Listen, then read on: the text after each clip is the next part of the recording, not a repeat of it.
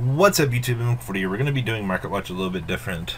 This time you guys don't get to see my beautiful fat face. We're going to actually use the spoiler from the organization to do this while I discuss certain things here. Overall, looking at this set is going to be a lot more expensive than people anticipate. Much like Shadow Specters was a unique set in the fact that a lot of the secrets were worth money. And this set pretty much reflects that upon itself, but this set's different from the aspect that a lot more of the ultras and supers are going to be a lot more particularly active. I actually haven't looked at the full spoiler, so we're going to start down in the rares and then kind of work our way back up. So, starting here at the rares, I believe the ZW thing isn't that good. Bujingi Peacock will probably be a semi-decent rare to pick up. If you're going to pick them up at the sneak, probably dollars. Interesting enough, Utopia Roots is also a rare. Utopia Roots, it's the really good rank 1 that is going to be relatively easy to get looking at this set.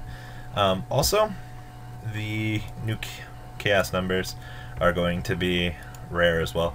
Ghost Trick Dolham, I would recommend picking these up if you have any plans to ever play Ghost Tricks. It's the rank 1 XYZ, so I would definitely consider picking that up. The Hidden Temples of the Necro Valley, also a rare.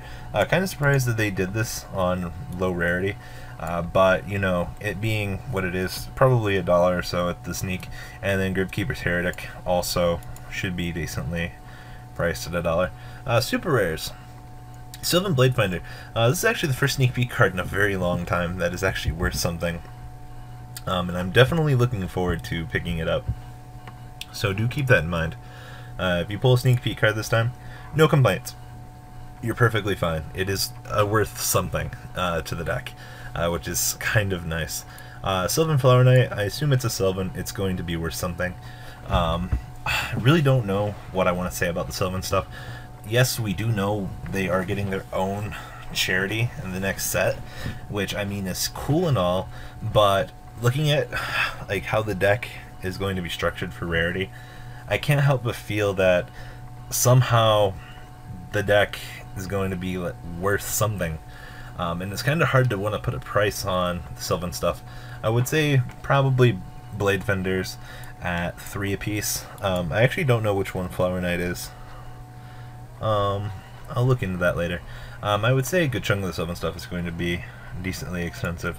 Ghost Trick Mary, welcome to the wonderful world of super rare Ghost Tricks. Probably going to be 10. Bujingi Hair. Man, Hair is going to be decently expensive. The fact that it's a very good card, you definitely need it for the deck, and it's pretty much a guarantee 2 of. I'm probably going to say it's going to follow the same thing as Lantern did and Mary, probably 10 on release. Shaman, no more than 5. Princess of the Autumn Leaves, I feel sorry for you if you pull it. Fairy Knight, I think it's bad, if I recall right. Mount Sylviana, it's another Sylvan card. I really want to say like 10, but I could be wrong. Don't quote me on that. Skill Prisoner definitely going to be worth something. I'd probably say 10 as well, just to be safe. Bujingi Pavo, I have a problem with this card. This card looks good, but it's really not, because your monster has to be destroyed by battle. And the odds of your Bujin actually dying by battle are extremely low. I wouldn't want to pick this card up for any more than 5. Hair is a different story. Hair could actually be a little bit more, but I think 5 is fine on Pavo. Obedient Schooled, definitely going to be expensive on sneak peek release. I can see this card being 15, just because the fact that it's a free XYZ, it's a free Fabled guy, and to those that really like Fabled, people are going to see this card and go, well, this card is ridiculous. So on sneak peek, good luck trying to get this card relatively cheap. Queen of the Angel Roses, Noble Knight Purder. I feel sorry if you pull these guys. Let's be real here. Purder doesn't seem that good of a card. And then Powered Insectron. Insectron probably do what HTS did and settle at like $5 after the sneak. So I mean, if you really want to pick them up for a decent price, feel free. Sylvan, Marshall Leaf, and Hermit Tree. Once again, I'm not too sure. They're ultras, probably like 15 at sneak. Bujin Asaruda, he's the terrible one, but he's a Bujin, so he's probably going to be 20 at sneak.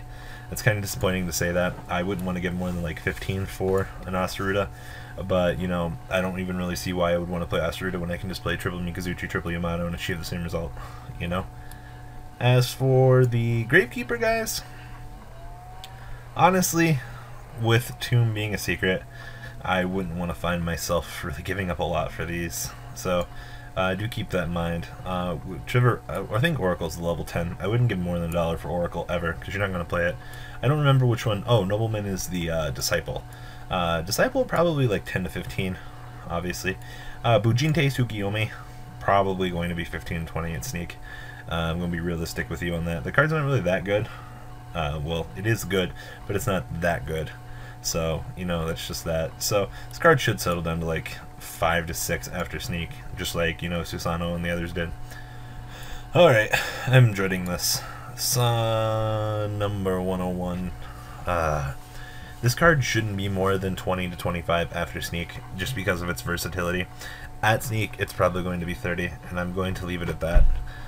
Next up, his Chaos number. I wouldn't give more than like $5 for this thing. It's kind of garbage until we get the 7th one, but even still bad. Aslay, the Sylvan High Protector. I'm not sure. It's another Sylvan thing. I'm not quite sure. Rank up Astral Force. You can go pay $2 for that, and you can be happy. Ultimate rares. Utopia Roots is going to be pretty. I can see Utopia Roots being a good $6-7 card after Sneak. Chaos number 101.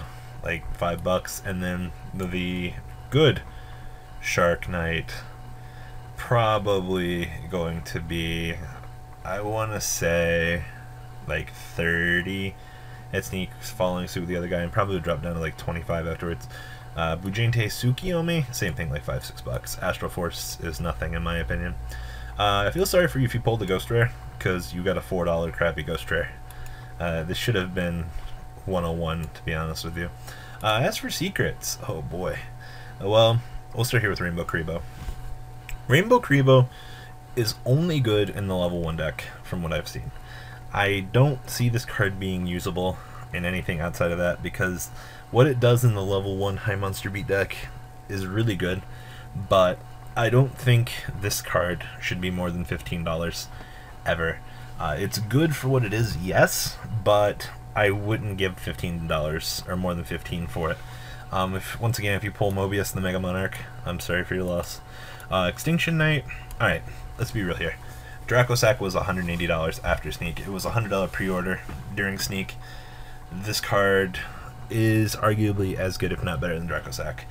The thing is, once this card goes into circulation, it will only fall. I could definitely see this card being worth 60 to 70 after Sneak, much like Dracosac was after things circulated, but at Sneak, dropping $100 on it's not going to be necessarily a bad thing. Next up, if you're playing Prophecy, I'm sorry for your loss. You have to buy Downer Magician, because Daigusto Phoenix and the Downer Magician with a set Fate is really good. There's one going for on eBay right now for $40, which is kind of ridiculous. I could see this card being 25 to 30 after things settle and get done. Shared Ride, this is going to be another one of those cards where this card is going to be worth something, and it's not that good. Shared Rides are probably going to be 20 a piece. They might actually bottom out, hit 10 to 15, like Mistake was, until people realize that it's a decent card. It's not good, but it's decent. And, you know, depending on the format, this card could particularly take off, but we'll have to wait and see how that goes.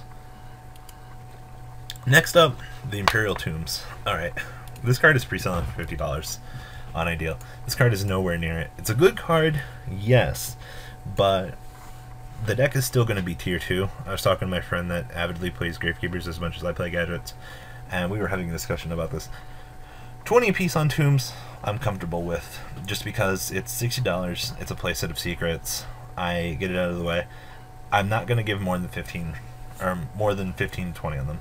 Yes, the card is good. Yes, the card is, you know, what it is. But look at Vampire Knight, or Shadow Vampire. It's a 3 of in the deck. It was like 15, 20 bucks. And, you know, the deck had its hype train. It went back down. Let's be real here. Tomb is going to follow the same suit, and it's probably going to settle back down to 15 apiece. Guinevere, Queen of the Noble Arms. You're looking at a $15 secret rare that's a mandatory 2 of in the deck. I'm sorry for your loss, Moonlight players. next up is the first Monarch. Yeah, like $4. That's all I have to say about this set. So, you know, this is the spoiler for the set. You know, looking at this stuff, I mean, not really much of it's worth anything. Outside of, you know, like secret rares and a few of the ultras and supers. So we'll have to wait and see how things go. So guys, leave a comment down below. I hope you guys enjoyed this market watch. I tried to help you guys out as much as I could. Sorry about the delay in getting this up though. So yeah, guys, tell me what you think about this, and I'm out.